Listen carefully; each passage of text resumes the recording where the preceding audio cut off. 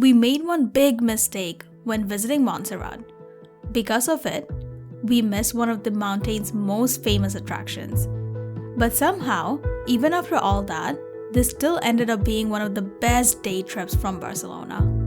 And it all started with this cable car.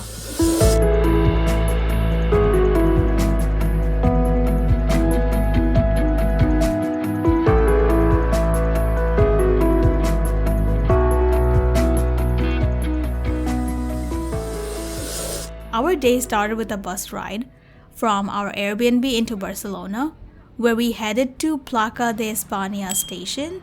That's where most people begin their trip to Montserrat. At this station, we bought one of the combined transportation tickets, which included the train ride, the cable car up to the mountain, the rack railway back down, and the train back to Barcelona.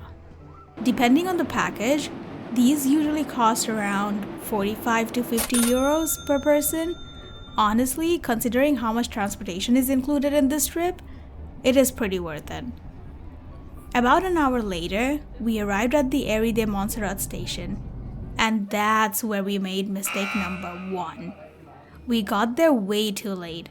It was around noon, and the cable car line was massive. There are only 2 cable cars running, so the line builds up very quickly. We got in line around 12 and didn't actually board until almost 12:40. At that point, we were starting to wonder if the wait was even going to be worth it. Then the cable car started moving, and immediately we forgot about the line. The views were insane. Montserrat already looks dramatic from the ground, but seeing it from above is completely different.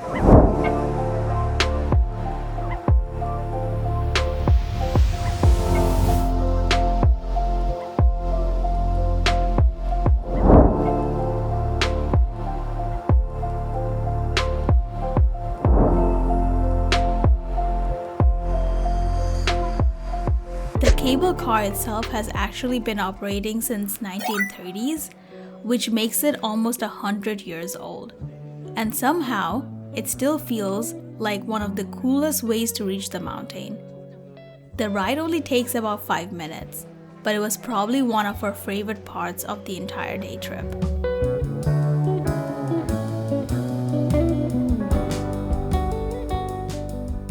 Once we got to the top, we headed straight for the monastery. Now, we didn't buy tickets ahead of time, which, looking back, probably wasn't the smartest decision. So we stood there buying tickets on our phones while everyone else walked in. Luckily, it worked out. The line looked intimidating, but it moved surprisingly very fast.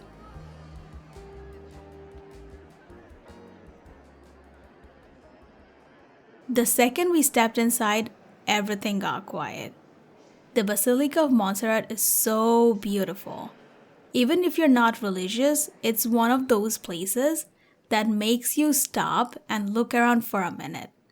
The monastery dates back nearly 1,000 years and is one of the most important pilgrimage sites in all of Spain. It's home to the famous Black Madonna, also known as La Monereta, which has drawn visitors here from centuries. The detailed ceilings, stained glass, gold accents, and massive interior all felt very more impressive in person than we expected. After spending some time inside, we finally realized we were hungry. So we wandered through the little village area around the monastery looking for food. And honestly, this was one of the most underrated parts of Montserrat. The whole area feels like a tiny mountain town built into the cliffs. Every corner has another viewpoint. Every walkway somehow leads to another incredible backdrop. Eventually, we made it to the food court. After eating, we decided we still had not gone high enough. So naturally, we got on another train. This time, it was the Sant Joan Funicular. The wait here was much shorter, which was a relief. Our round-trip ticket is usually around 13 euros if it's not included in your transportation package. And somehow, after everything we had already seen, this ride still surprised us.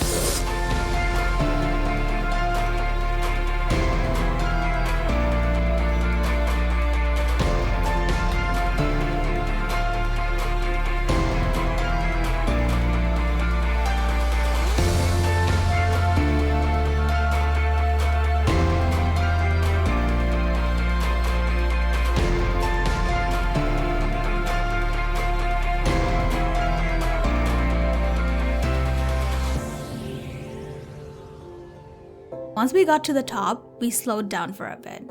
We took videos, took some pictures, sat around enjoying the views, and honestly, we weren't trying to get back to Barcelona later that day. We probably could have stayed up there for hours. Which brings us to our biggest mistake. We didn't give ourselves enough time. Before coming here, we thought Montserrat was something you could comfortably do in just a few hours, not even close. By the time we started looking into visiting Santa Cova, the famous cave connected to the legend of the Black Madonna, we realized we needed to start heading back. And that honestly hurt a little. Because the more time we spent at Montserrat, the more we realized how much there still was left to see.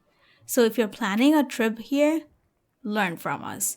Give yourself a full day. Seriously, you'll use it. Eventually, we made our way back down on the funicular and headed toward the rail rack.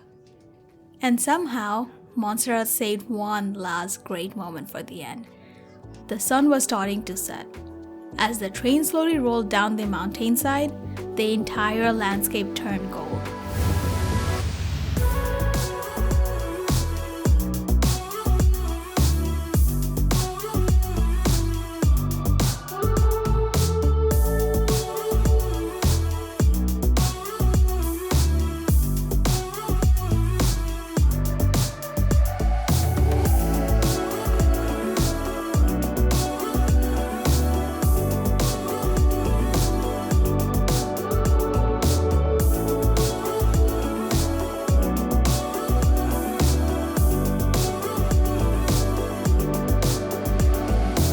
Honestly, it was the perfect way to end the day. The rack railway brought us back down to the train station, where we jumped on the train back to Barcelona to meet up with our friends. And before we knew it, the day was over.